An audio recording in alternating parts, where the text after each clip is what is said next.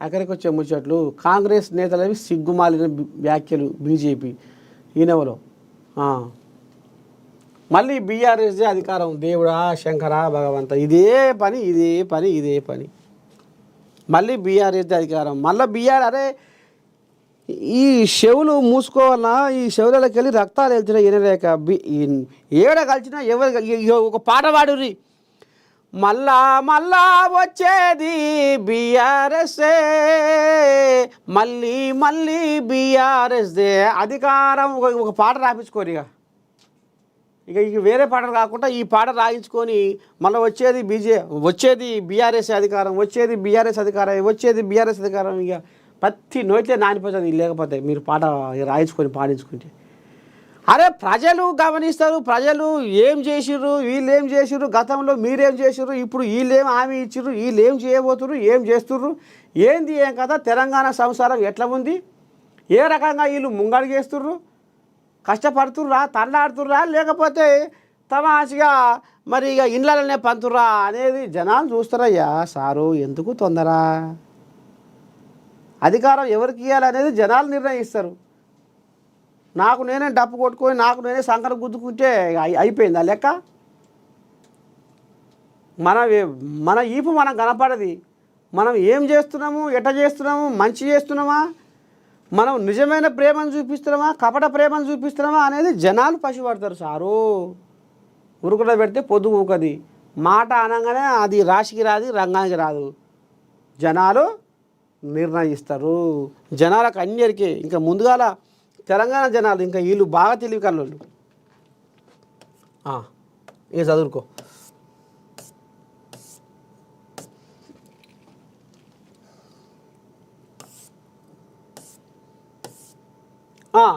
జ్యోతి దామా ఖజానలూటి కేసీఆర్ పనే 10 ఏళ్ల విధ్వంసాన్ని సరిచేయడానికే ఏడాది పట్టింది పథకాల ప్లానింగ్కు ఏడాదిన్నర సరిపోయింది ఇక వాటి అమలుపై పూర్తి స్థాయిలో దృష్టి పెడతా కేసీఆర్ల లాంచింగు క్లోజింగు షోపుటపు పథకాలు ఉండవు రేవంత్ చెప్పిందే చేస్తాడనే నమ్మకం ప్రజల్లో కలిగించవలసిందే లేకపోతే కథమలా కేసీఆర్ ప్రసంగంలో పసలేదు అక్కసు వెళ్ళగక్కాడు నేను సీఎం అయిన 2వ రోజే ఆయన గుండె వగిలిపోయింది పిల్లగాళ్ళంటూ కేటీఆర్ హరీష్ను అసెంబ్లీకి ఎందుకు పంపుతున్నారు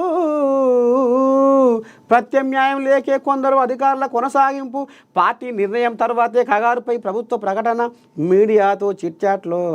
సీఎం రేవంత్ రెడ్డి శాంతి చర్చలపై మాజీ మంత్రి జానారెడ్డితో చర్చలే ఇక మొత్తానికి ఖజానా లూటి కేసీఆర్ పని ఇక పెద్ద మనిషి మొదటనే అన్నాడు నేను లంక బిందెలు ఉన్నాయేమో అనుకున్నా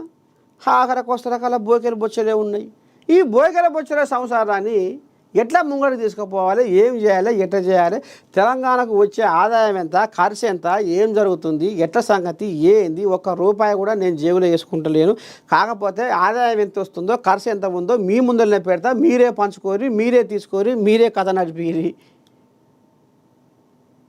నేను మాత్రం ఇలా ఏదో రూపాయి మిగిలించుకొని ముఖ్యమంత్రి ఏదో ఇది చేస్తున్నా అనేది ముచ్చట మాత్రం రావద్దు కుండ బాధలు కొట్టి చెప్పిండు బహిరంగ సభలల్లో మీటింగులల్లో తెలంగాణకు వచ్చే ఆదాయం ఎంత ఖర్చు ఎంత దేనికి ఎంత ఖర్చు అవుతుంది అనేది మీ ముందరనే పెడతా చూడుది ఆ వచ్చిన ఖజానా మీ చేతుల్లో పెడితే మీరే పంచుకోరు అని కూడా ఇక మరి ఇదివరకు కూడా చెప్పిండు అందుకనే మెయిన్ ఏంటంటే ఖజానా లూటి కేసీఆర్ పనే ఖజానా మొత్తం సర్కారు సంతకం పెట్టే మొత్తము శాసకాన లేకుండా ఊడ్చుక తిన్నాడు కేసీరావు